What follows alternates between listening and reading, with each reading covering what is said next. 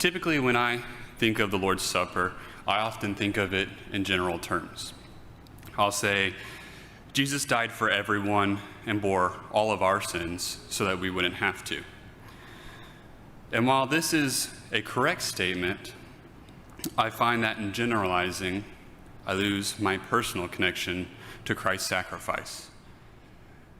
The fact is that Jesus' death, resurrection, and the invitation of the gospel are all a personal message written to each and every one of us.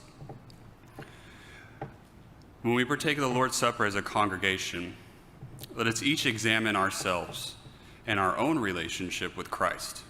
We each need to remember the commitment we have individually made to God when we were baptized.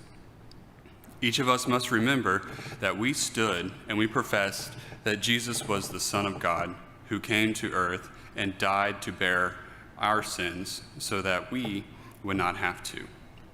We each confessed that we were sinners and that we needed to be baptized for the remission of our sins.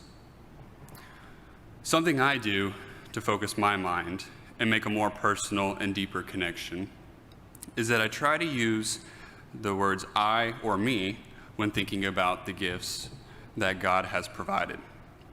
It makes sense because only I can control my relationship with God, and only I can decide whether I will follow Christ as he has asked.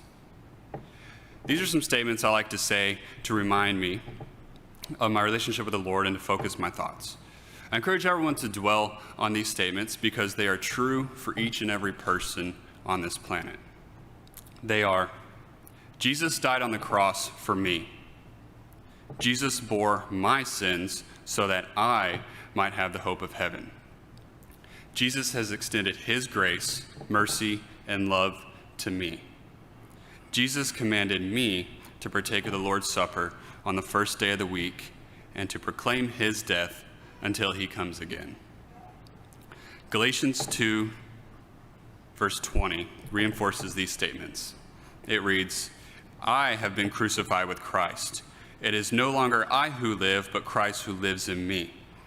And the life I now live in the flesh, I live by faith in the Son of God, who loved me and gave himself for me. It is that sacrifice and relationship that each of us have with Christ we remember every Sunday as we partake of the Lord's Supper.